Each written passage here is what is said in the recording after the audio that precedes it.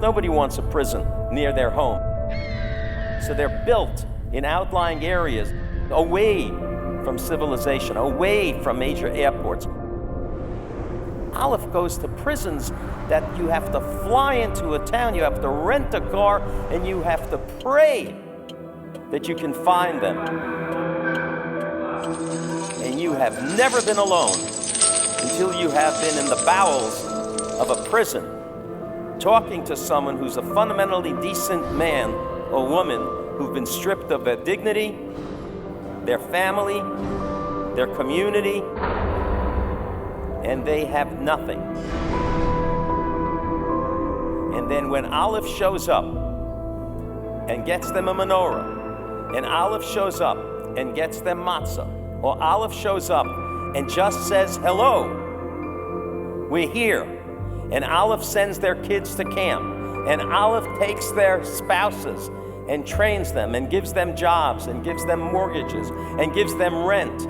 It's amazing the breadth of this mitzvah. We see the person who's been convicted of a crime and is incarcerated, and unless we know them, many of us turn the page and never for 1 minute give a thought to what they are going through.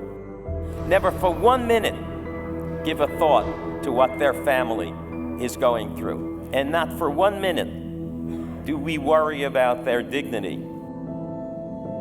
Aleph is there when you call them, and they never say no. It's a royal pain in the neck to visit these places, and they do it. Jews who are in the military, far away, in dangerous areas that nobody will get to and nobody will care about, Aleph gets there.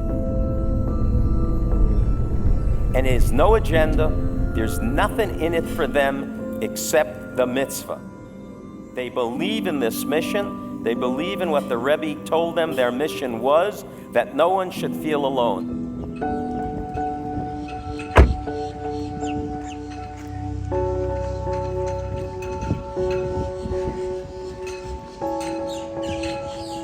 America has the largest number of inmates in the world per capita, and it's increasing. When I started this work in 1981, there were 51 federal prisons.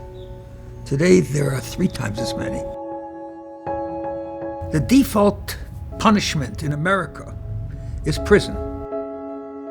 The collateral damage that causes is vast.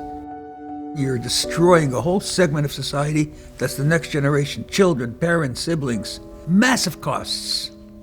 In fact, in some states, a higher percentage of money goes to the prison systems than goes to education.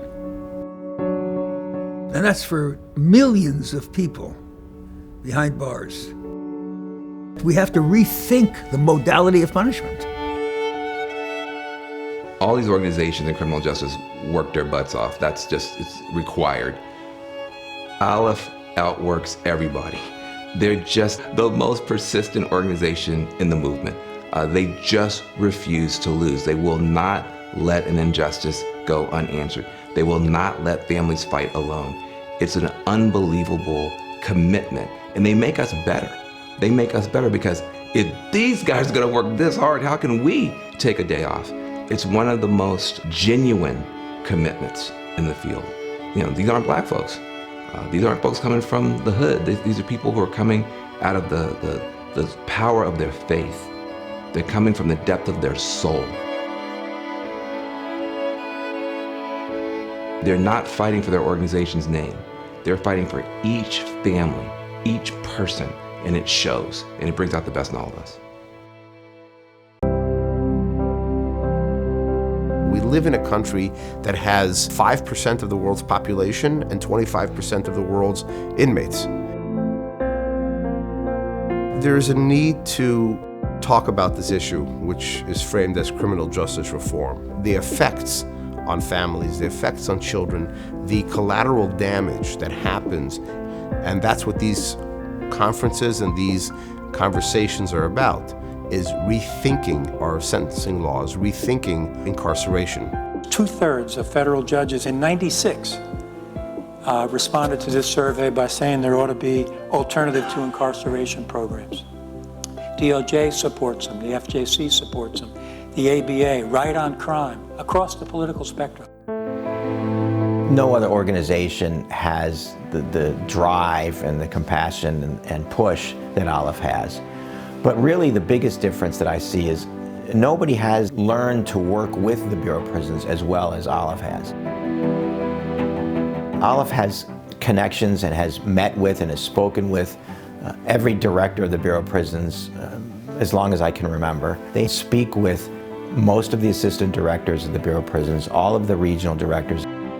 They have the ability to pick up the phone and call a warden, and the warden will answer their call and know who they are. There's no other stakeholder that I've worked with that has this broad connection to all of the senior levels of the Bureau of Prisons. Without Aleph's concern, people in prison would be invisible.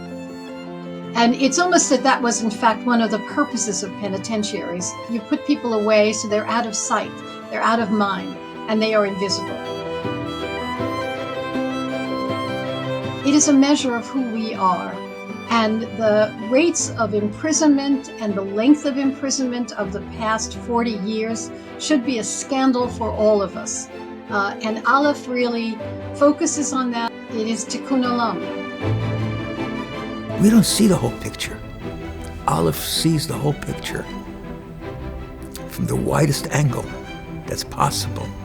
It includes chaplaincy, it includes education, it includes counseling. Moving from there, we make sure that the children are able to go to camp in the summer. They get gifts during times of the year when necessary, like Hanukkah. We connect them with a rabbi in their communities, wherever they are. We are very active in alternative sentencing, and many judges accept it. Advocacy, in order to change the law, to deal with more compassionate release issues, like the CARES Act, the First Step Act, which we're very active in making happen. Aleph and the Center enthusiastically support the Commission's proposed amendments to 1B 1.13. Those amendments are a long-awaited, thoughtful, carefully crafted, and measured response to Congress's directive and the Sentencing Reform Act. We got 87 votes in the U.S. Senate. It would have been 88 if Lindsey Graham had gotten off the plane in time. You can't get 87 votes to change the name of a post office these days. The entire country, federal, state, and counties broken down into various regions and have a regional advocate providing religious advocacy, mental advocacy. Thank God we have a large team across the country in communication with over 1,000 prison officials on a regular basis, advocating for people stuck in solitary confinement, people in dire need of medical advocacy, to be transferred to prisons closer to their home, for early release opportunities, halfway house, to help them come, reunite with their wives and their children, their spouses and their children, their parents. And I believe the Advocates Department, with Hashem's help, has saved many, many lives and brought many families together and continues to do so.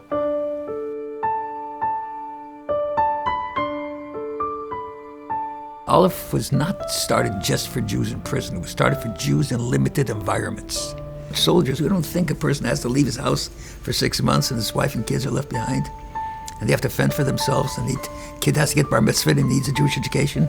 So we became the official endorsers for the chaplaincy of the military, Army, Navy, Air Force, Marines, Coast Guard, Reserves. The mandate of Aleph is one of deep human compassion. It supports so many in need that we need to support. And perhaps most importantly, those in the military, to whom we have a sacred duty. With a medical crisis, there's a doctor. With other types of crises, there are professionals that are there to guide them in how to handle it. In these situations, they're completely out of they have no idea what to do. Who do they call? Where do they start? They've never dealt with being completely in the dark in this sort of way. Aleph is that guide. Aleph is that opportunity for them. Aleph is that light.